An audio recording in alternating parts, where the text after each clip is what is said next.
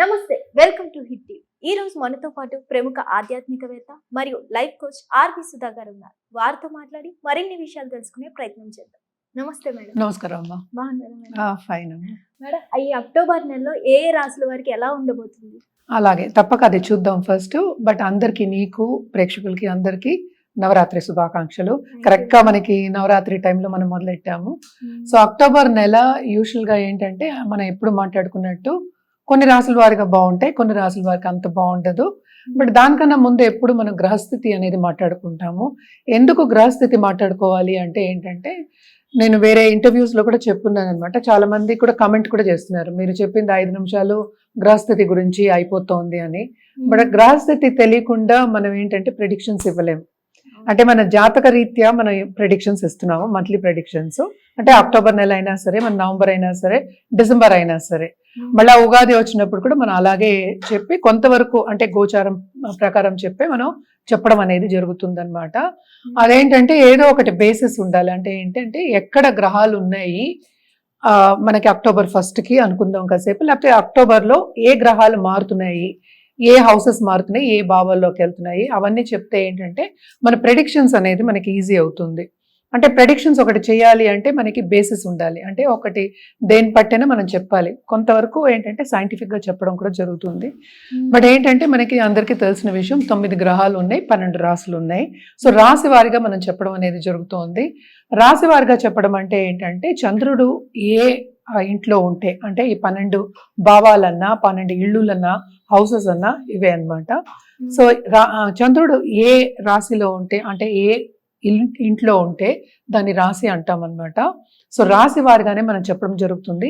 వ్యక్తిగత జాతకం అనేది డిఫరెంట్ ఉంటుందన్నమాట. మనం చెప్పేది కూడా జనరల్ ప్రెడిక్షన్సే. సో ఫస్ట్ గ్రహస్థితి చూద్దాం అక్టోబర్లో ఎలా ఉంటుందో. సో ఎప్పుడైనా నేను మొదలెట్టేది శనీశ్వరుడి గురించి మొదలెడతాను. శనీశ్వరుడు ప్రస్తుతం రిట్రోగ్రేషన్ మోషన్ అంటే వక్రిచున్నారు, ఆయన మీనరాశిలో ఉన్నారు. అలాగే మనకి మోస్ట్ ఇంపార్టెంట్ గ్రహం అండ్ ఆల్సో బెనిఫిక్ అంటే ఏంటి, అన్ని మంచి చేసే అతను మనకి గురువు. మనం చెప్పుకుంటూ అన్నిటికన్నా పవర్ఫుల్ బెనిఫిక్ అని చెప్తూ ఉంటాము. ఆయన ఏంటంటే ప్రస్తుతం ఏంటంటే మిథునంలో ఉన్నారు. ఆయన అక్టోబర్ 18కి కర్కాటకానికి వెళ్తున్నారు. ఆయన కర్కాటకానికి వెళ్ళినప్పుడు ఏంటంటే ఆయన ఉచ్చ స్థితిలో ఉంటారు అనమాట. సో నెక్స్ట్ మనం మాట్లాడుకునేది ఏంటంటే శుక్రుడు గురించి మాట్లాడుకుందాం. శుక్రుడు ఏంటంటే మన 9th అక్టోబర్కి ఏంటంటే కన్యకి వెళ్తున్నారు అనమాట. తర్వాత బుధుడు ఏంటంటే very fast moving planet. October 3rd వరకు ఆయన ఎగ్జాల్టేషన్ లో అంటే కన్యలో ఉన్నారు. తర్వాత ఏంటంటే అక్టోబర్ 3rdకి ఆయన ఏమో తులకి వెళ్తున్నారు. మెర్కురీ ఏంటంటే వృచ్చికానికి వెళ్తున్నారు అనమాట. తర్వాత మనం మాట్లాడుకోవాల్సింది మార్స్ ఏంటంటే ప్రస్తుతం ఏంటంటే తులలో ఉన్నారు. ఆయన 27th అక్టోబర్కి ఏంటంటే ఆయన ఓన్ హౌస్ అంటే ఏంటి వృచ్చికానికి వెళ్తున్నారు అనమాట. ఇంకా రాహు కేతులు మిగిలాయి. సో రాహు ఏమో కుంభంలో ఉన్నారు, కేతు ఏమో మనకి చూసామంటే సింహంలో ఉన్నారు. And also sun most important planet.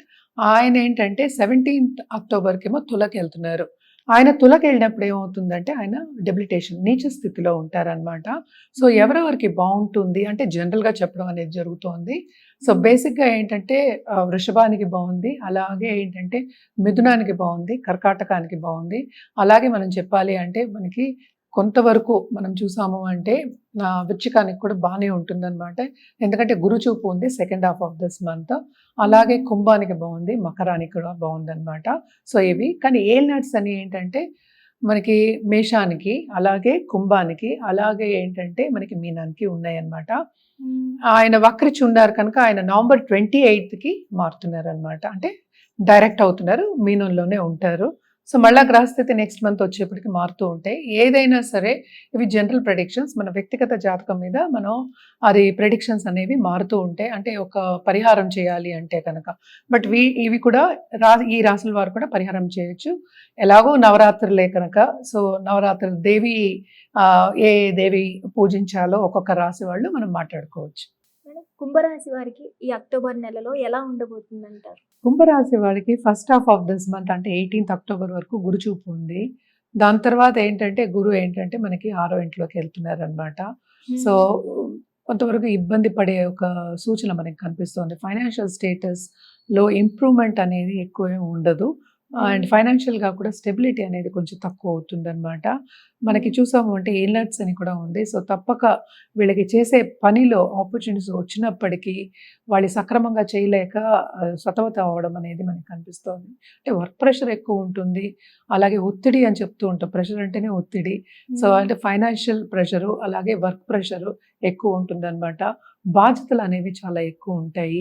అలాగే ఫ్యామిలీ పరంగా చూసినప్పటికీ కొంతవరకు విభేదాలు వచ్చే ఛాన్సెస్, అలాగే ఏంటంటే ఎడబాటు వచ్చే ఛాన్సెస్ మనకు కనిపిస్తున్నాయి అన్నమాట. ఎస్పెషలీ పిల్లల విషయంలో, అలాగే దాంపత్య జీవితంలో, అలాగే కొత్తగా పెళ్ళైన వాళ్ళకి కూడా మనం చూసాము అంటే కొంతవరకు సన్నిహితంగా ఉండడం అనేది ఉంటుంది, కానీ చిన్న చిన్న మిస్అండర్స్టాండింగ్స్, ఆర్గ్యుమెంట్స్ వచ్చే ఛాన్సెస్ మనకి ఎక్కువ కనిపిస్తున్నాయి. ఎస్పెషల్లీ ఎవరికైనా ఏంటంటే ఫైనాన్షియల్ దీని మీద ఎక్కువ ఆర్గ్యుమెంట్స్ అవి వస్తూ ఉంటాయి మనం చూసినప్పుడు.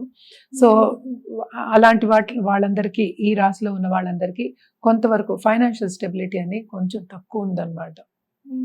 అంటే ఫైనాన్షియల్ పరంగా అంటే ఇప్పుడు బిజినెస్ పరంగా వీళ్ళకి మంచిగా లేదంటారా? అంటే బిజినెస్ పరంగా ఒకటి కాకుండాను జనరల్గా ఫైనాన్షియల్ ఈ రాశిలో ఉన్న వాళ్ళందరికీ కూడాను కొంతవరకు ఫైనాన్షియల్ స్టెబిలిటీ అనేది లేదు. అంటే ఏంటంటే ఖర్చులు అనేవి చాలా అధికమవుతాయి. అదొకటి కాకుండా దూబ్రా ఖర్చులు అనేవి కొంచెం ఎక్కువ ఉంటాయి అన్నమాట. అండ్ ఆల్సో ఏంటంటే 1కి 2 సార్లు శ్రమ పడాలి. ఇది 2 సార్లు కూడా కాదు, చాలా శ్రమ పడితే కానీ ఒక పని అనేది అవ్వదు. అలాగే రాబట్టుకోవడం అనేది కూడా కొంచెం కష్టం అవుతుంది అన్నమాట. సో ఇప్పుడు బిజినెస్లో ఉంటే మనకి రాబట్టుకోవడం, మనకి అనుకున్నది మనకి రాకపోవడం అనేది డిసప్పాయింట్మెంట్. సో డిసప్పాయింట్మెంట్కి గురవ్వడం కానీ, లేకపోతే ఇప్పుడు మనకి టైంకి డబ్బు అందితేనే మనం బిజినెస్ చేయగలం. సో దాంట్లో కూడా కొంత ఎడబాటు రావడం, అంటే ఆబ్స్టికల్స్ రావడం అనేది మనకి కనిపిస్తుంది అనమాట. సో సక్రమంగా ఉండదు, అంత సాఫీగా ఈ మంత్ అంతా జరగదు ఫైనాన్షియల్ సిచ్యువేషన్లో అనేది చెప్పడం జరుగుతుంది అనమాట. ఉద్యోగ అవకాశాలు ఏమైనా ఉండే ఛాన్సెస్ ఏమైనా? తప్పక వీళ్ళకి ఏంటంటే స్టూడెంట్స్కి చాలా బాగుంది, అలాగే నిరుద్యోగులకి ఉద్యోగ అవకాశం వచ్చే ఛాన్సెస్ మనకి కనిపిస్తున్నాయి. కానీ ఏంటంటే వాళ్ళు అనుకునేది సాధించలేకపోతారనమాట. సో డిసప్పాయింట్మెంట్స్ ఇక్కడ కూడా మనకి, ఎందుకంటే ఎక్కువ మెంటల్ ప్రెషరు, అలాగే వర్క్ ప్రెషర్ ఎక్కువ ఉంటుందన్నమాట. చాలామంది మన ఎంఎల్సీలో కూడా చూస్తూ ఉంటాము, టైంకి చేయలేక సతమతం అవుతూ ఉంటారు. అంటే ఏంటంటే వాళ్ళు ఈ టైంకి చేయాలి అనుకున్నది కూడా అవ్వకపోతుంది. అది ఎన్నో ఫ్యాక్టర్స్ దాని మీద ఆధారపడి ఉంటుందన్నమాట. సో తప్పక ఏంటంటే వీళ్ళకి బాధ్యతలు వీళ్ళు చేస్తారు, బాగా చేసేవాళ్ళు బాధ్యతలు అనేవి పై వాళ్ళు ఎక్కువ ఇచ్చేస్తారనమాట. ఇచ్చినప్పటికీ వీళ్ళకి ఎక్కువ ప్రెషరు, యాంగ్జైటీ అనేది గురవుతూ ఉంటారు. సో తప్పక వీళ్ళు ఏంటంటే పరిహారాలు చేయడం అనేది మంచిదన్నమాట. మరి వీళ్ళు ఎలాంటి పరిహారాలు చేస్తే మంచిదంటారు? సో కుంభరాశి వాళ్ళు బేసిక్గా ఏంటంటే మనకి అధిపతి ఏమో శని అయ్యారు, ఆయన 2వ ఇంట్లో ఉన్నారు. సో తప్పక ఖర్చులు అనేవి చాలా అధికం ఉంటాయి. ఎవరికైనా ఫైనాన్షియల్ స్టెబిలిటీ లేకపోతే చాలా ఒత్తిడి ఉంటుంది. అంటే టైంకి పని చేయలేరు, అటు ఇంట్లో కూడా మనం పీస్ఫుల్గా ఉండలేము అనమాట. సో శనికాళ్ళు పట్టుకోవడం అనేది వెరీ ఇంపార్టెంట్. అండ్ కంటిన్యూస్గా వీళ్ళు హనుమాన్ చాలీసా చదువుకోవడం, అలాగే ఏంటంటే సింధూర పూజ చేయడం, ఆకు పూజ చేయడం శనివారం. అలాగే ఏంటంటే మన సాఫ్రాన్ ఫ్లాగ్ సింధూరం కూడా మనం పెట్టుకోవచ్చు, ఎవ్రీడే పెట్టుకోవచ్చు. శనివారం ప్రత్యేకం నేను చెప్తున్నాను, సింధూరం పెట్టుకుని ఒక సింధూర ఫ్లాగ్ యాక్చువల్గా ఒక దేవుడి గదిలో పెట్టుకోమని చెప్తాం. ఎందుకంటే మనం పైకి వస్తాము అని ఒక నమ్మకాని కోసం, అండ్ ఆల్సో మనం పైకి వెళ్ళాలి అని గుర్తు చేయడానికి మనం పెట్టుకోమని చెప్తూ ఉంటాం. సో కంటిన్యూస్గా హనుమాన్ చాలీసా చదువుకోవచ్చు. అదేంటంటే ఒక్కొక్కళ్ళ జాతక రీత్యా ఒకసారో లేకపోతే 11 సార్లు మనం చెప్పడం అనేది జరుగుతుంది.